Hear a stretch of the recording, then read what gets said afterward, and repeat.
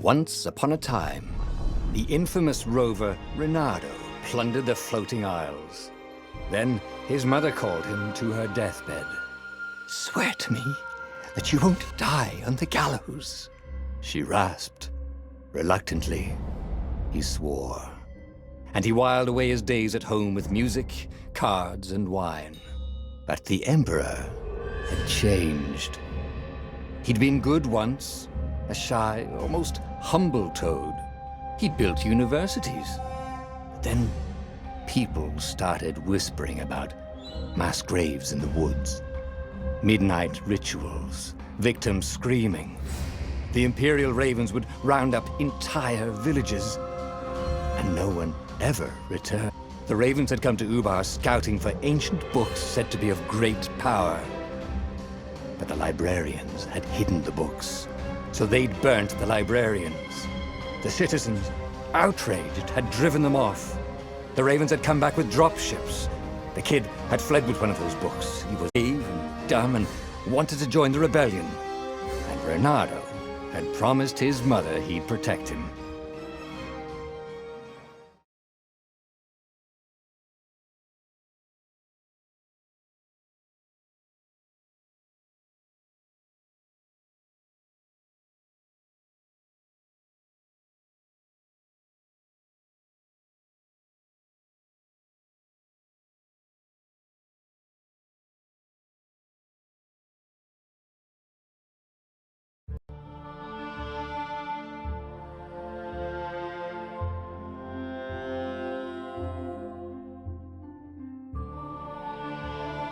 The kid was looking down, watching his city burn. "Sorry, kid," Reynardo told the kid. "Look, if we give them the book, they'll leave you alone." "My mother died for this book!" "I promised her I'd protect you." "Oh, damn it." The kid had run off. With the book, of course. So Reynardo had to run after him.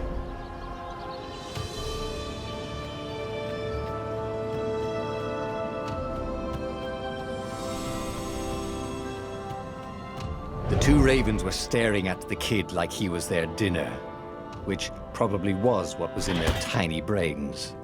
"Hey," Reynardo said. They cocked their heads at him. "Pick on someone as ugly as you." Wait, that didn't come out right. "For the Emperor!" The ravens cawed and rushed at him.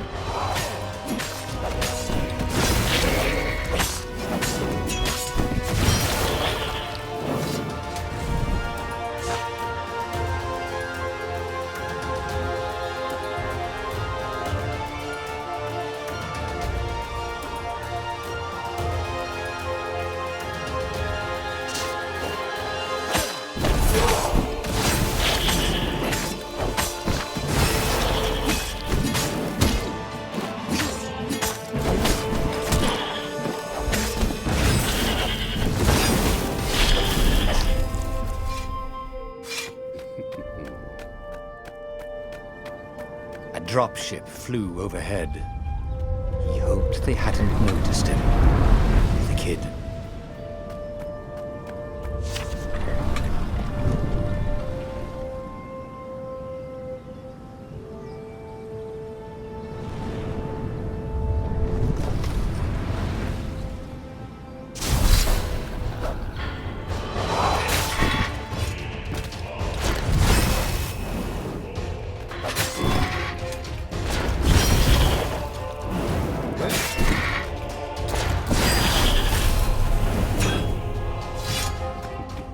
Oh, right.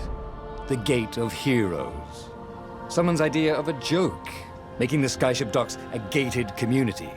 You needed a hero's sword to open it. And the kid was on the other side of the gate. Who let you through? Promise me you'll take the book to the rebels, or I'm gonna steal your ship. I'm not taking that damn book anywhere, and neither are you. Try and stop me, laughed the kid.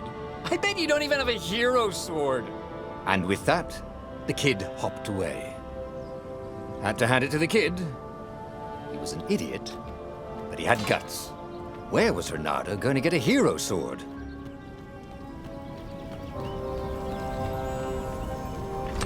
War and wind essence? That sounds about right. I'll need a... Perfect.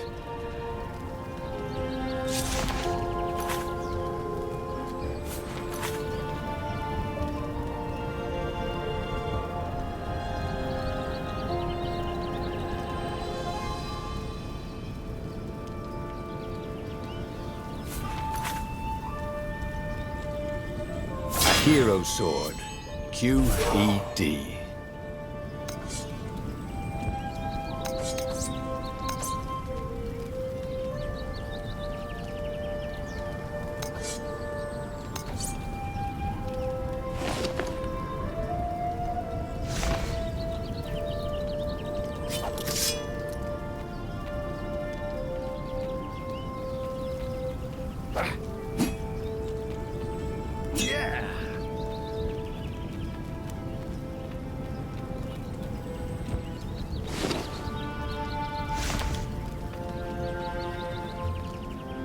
This is what he got for settling down and finding people to care about.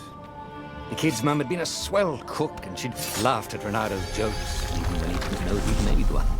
And then the ravens had come to burn her. And she'd made him promise to protect the kid. But she never told him where the book was, just the kid. He came up to a ledge. It was too far to jump. There'd been a bridge here before, hadn't there? And there was Peter, giggling at him. "How'd you get across?" he asked the kid. "Where'd you find a hook?" "I hopped," said the kid. Wise-ass kid. "Hey, look out behind you!" "Cute," said Renato. Ah, ravens.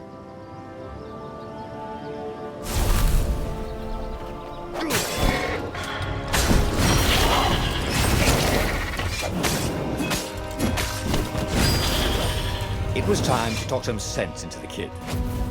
Just hook his way across the ledge and chase the kid down. Thing was, he hadn't used his hook since he'd retired. Damn it. Maybe if he meditated at that altar there, he'd remember his old skills.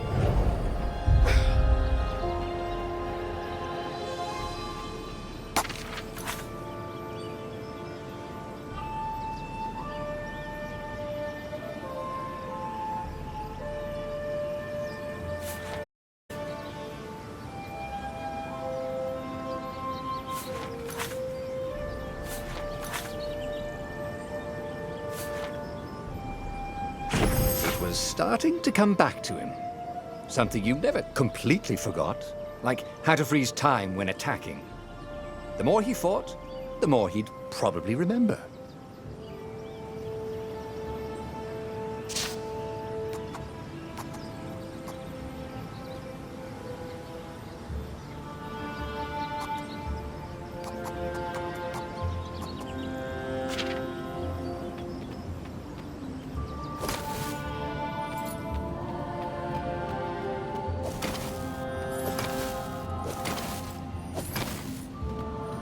There was the Farfarer.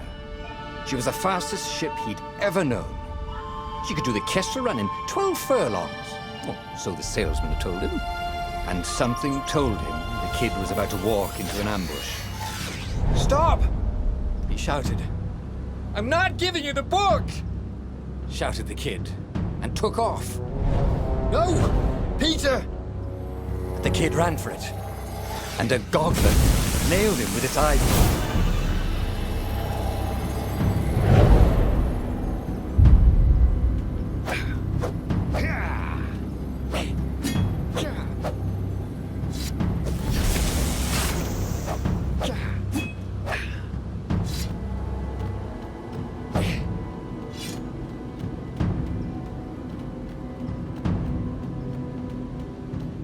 The book was unburned. Next to it were the buckles from the kid's shoes, and a kid-sized pile of ashes. Damn it, why hadn't he lied and told the kid he'd take the book to the rebels? The kid would be alive now. Really pissed off and betrayed, but alive. Oh, damn it. Renato picked up the book. He couldn't let the Empire have it now. He was going to have to get it out of there. He'd be a wanted man. probably have to join the rebellion just to have a place to dock. Well, he'd hated home life anyway.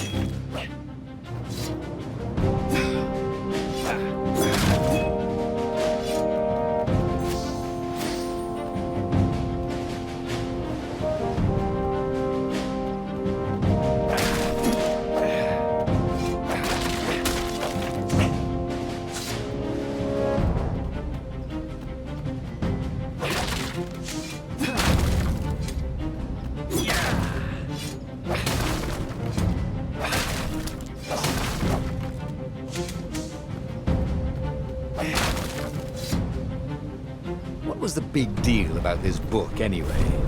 Maybe he should open it and find out. All that had been years ago. How many? The war was a blur, and now 3 Raven scout ships were chasing him. Where are you running, rebel? Cawed the Raven captain over the loud hailer. Renato could see them cranking up their catapults. Just going out for milk? Renato yelled back. Where can you run? Laughed the Raven horribly. Far behind him, another city was burning. The dark cloud above its island was thousands of Imperial ships. The fleet was doing a thorough job. Take us to the rebel base! I will spare your life! It cawed. The entire jury-rigged rebel fleet was only a few islands to the east. Beyond that were only the pillars of heaven, a sea of endless blood-colored tornadoes. The rebellion was out of time, unless Renato could bring a game-changer. Maybe he could. Renato had found out where he could find the pieces of the Sky Ripper, the legendary weapon that had exiled the lost gods. Surely a legendary weapon could win the final battle. On the other hand, his old friend Lapino had sent Renato a desperate message saying he had a brilliant scheme to save the rebellion. If Renato could only rescue him. Renato dived the Farfarer towards the abyss. As he felt the heat of the jet stream, the Raven ships peeled off, not stable enough to follow him down there. Now it was time to choose. Lapino or the Sky Ripper.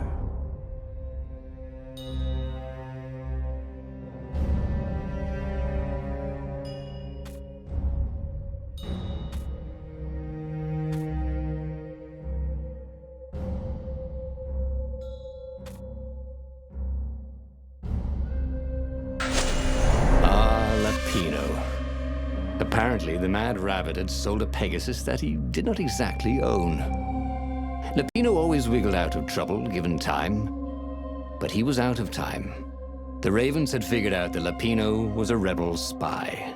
If the fleet reached him first, they'd string him up for that. Never mind the winged horse.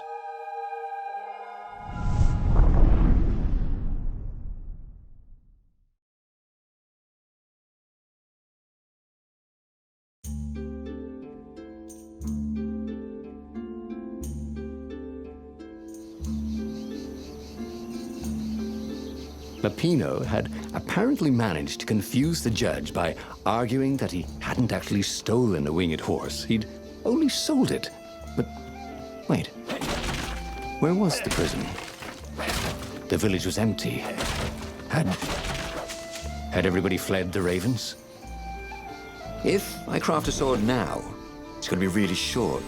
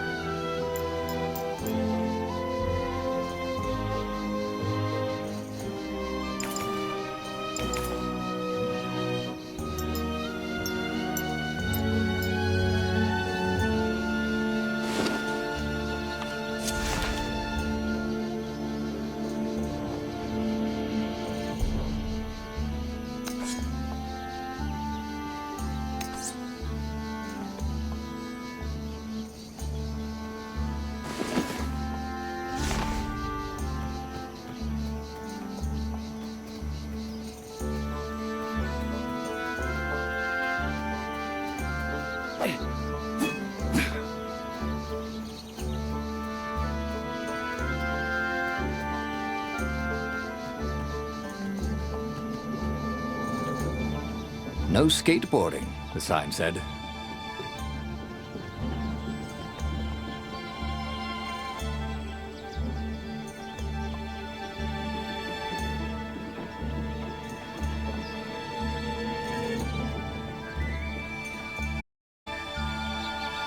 The ravens had taken the town. Renato had seen villages emptied like this. All the people taken away to be sacrificed in the Emperor's secret rituals. Renato hoped the people were just hiding. Renato's blood was up. He just needed to smash something.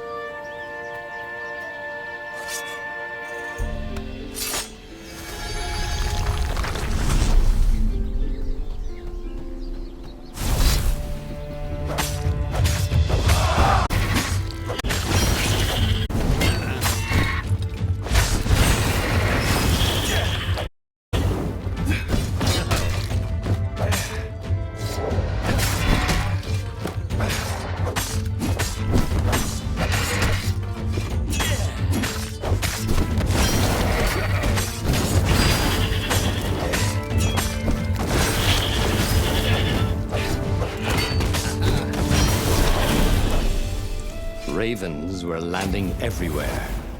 The advance guard. He'd better get moving.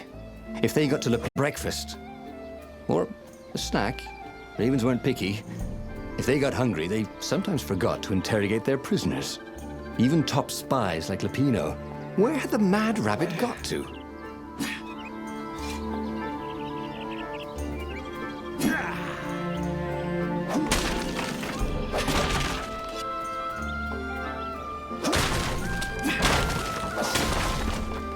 Renato felt a little better.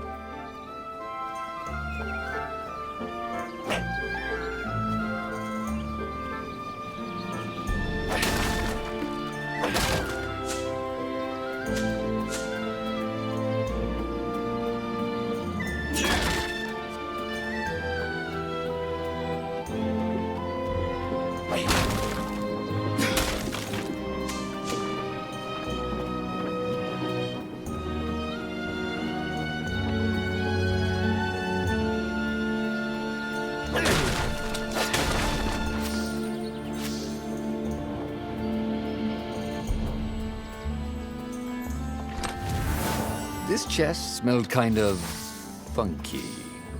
He hoped he didn't get it in his clothes.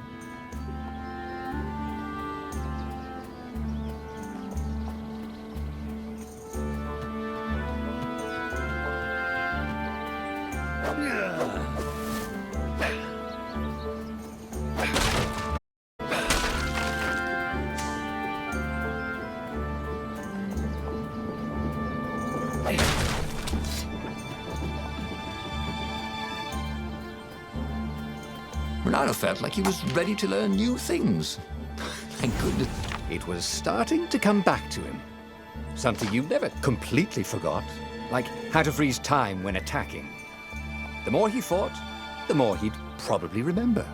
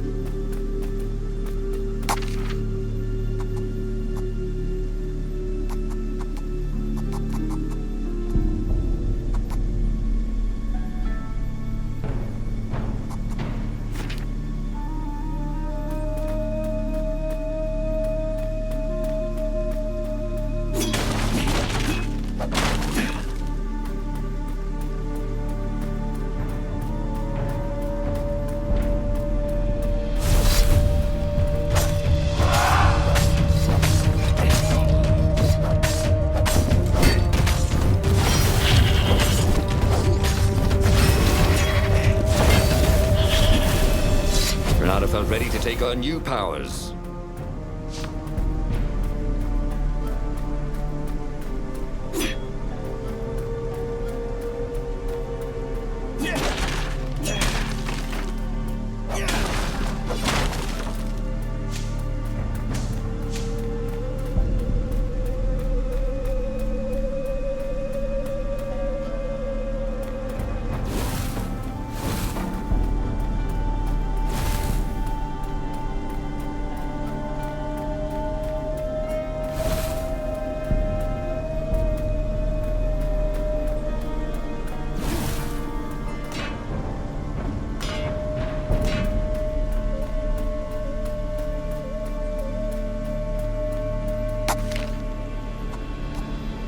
He'd missed his old skills. He welcomed them back like he was at a reunion.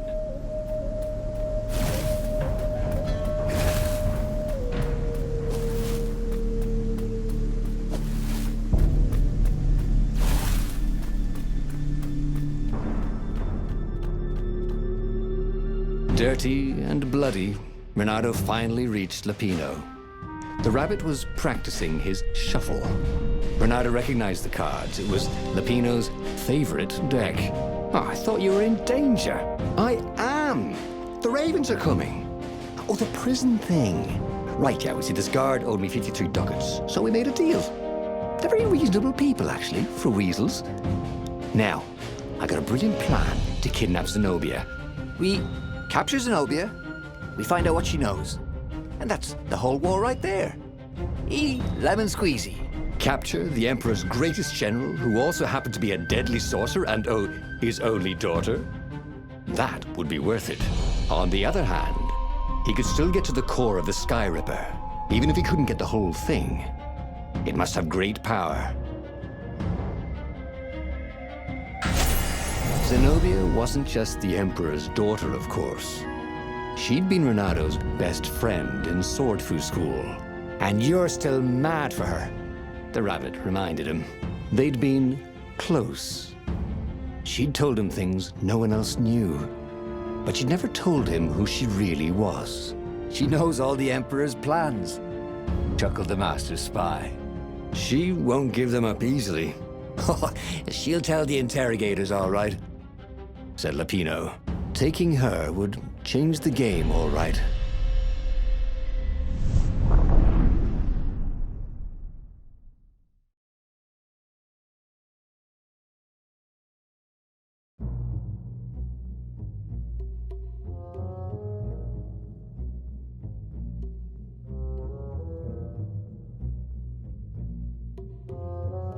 The city was already under Zenobia's control. I had to admire her efficiency. Renato shivered at the thought of Zenobia at the mercy of the interrogators. Could he really turn her over to them? But this was war. It wasn't meant to be pretty.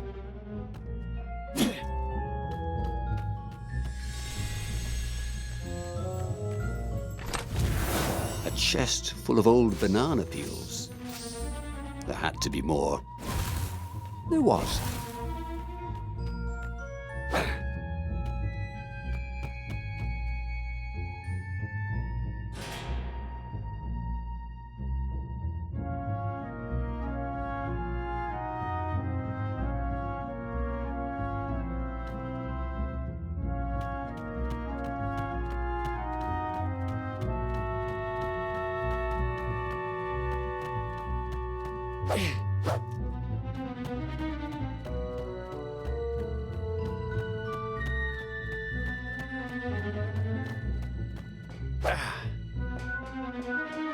Can't we just agree to disagree? Said Renato. No?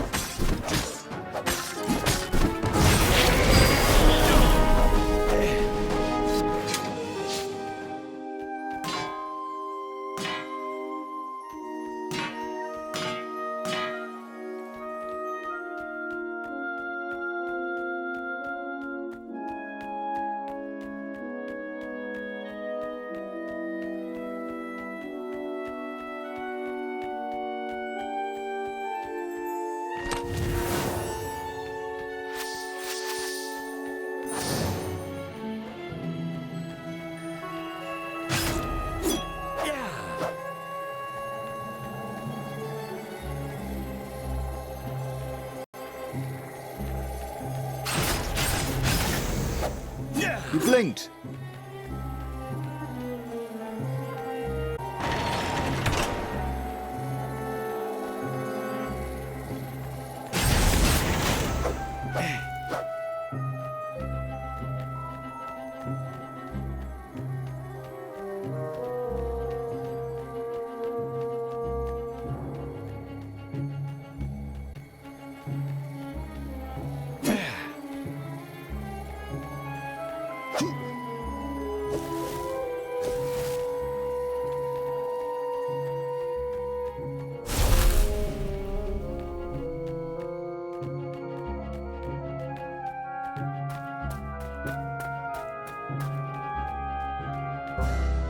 So, what's this plan of yours?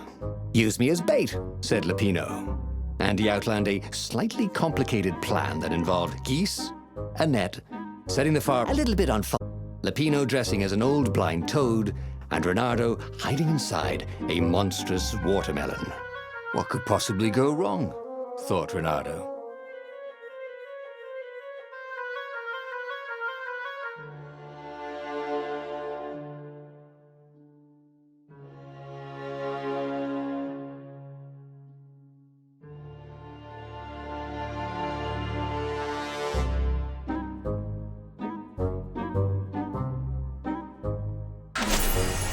Oh, this is gonna be, said Lupino, as he ran to go set up his marvelous plan.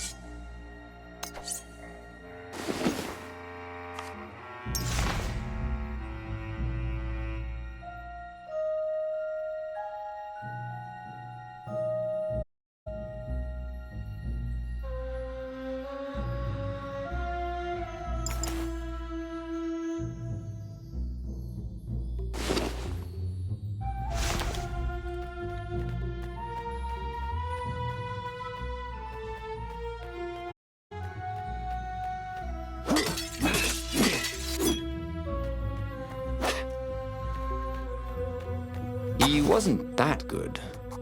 Yet.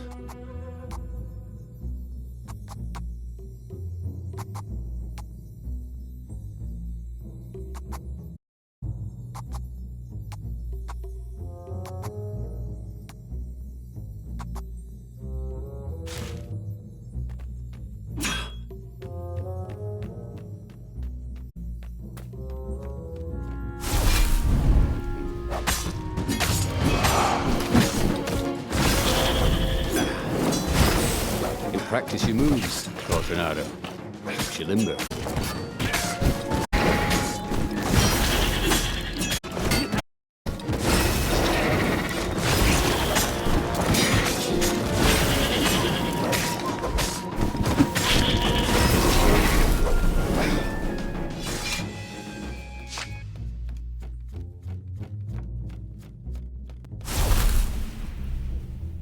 Reynardo felt dubious about the whole plan. With every step, he was waiting for it all to go horribly wrong. But against all odds, Lupino's idiotic plan worked. Zenobia's ravens ran off after the geese, the net dropped, and Reynardo jumped out of the watermelon and put his sword to Zenobia's throat. Reynardo, she said, are those new scars? They look good on you. You never return my velvet. It was my favorite. You look stupid in velvet. Oh, what does an imperial princess know about style? Oh, get a room, you, said Lupino. But the fleet was coming on fast, so they put Zenobia on the Farfarer and took her east over the net. She'd vanished from Swordfu School, from his life, without even saying goodbye, without ever telling him she was the Emperor's adopted daughter. Ah, Lapina was right, Renato thought reluctantly. She knows things. She recognized his look. You're taking me to the interrogators, aren't you? She said, wide-eyed. And then she jumped, with horror. Renato saw Zenobia plummeting. Then he says below them. Cats always land on their feet. Ah, she'll head for the Imperial outpost, yelled Lapino. You have to catch her.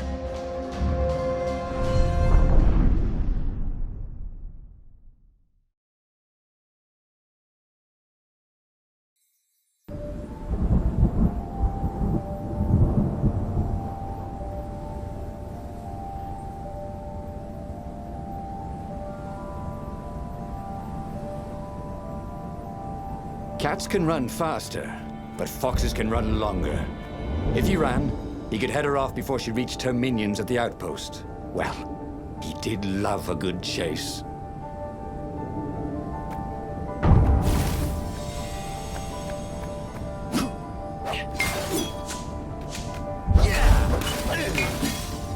Renato, smash!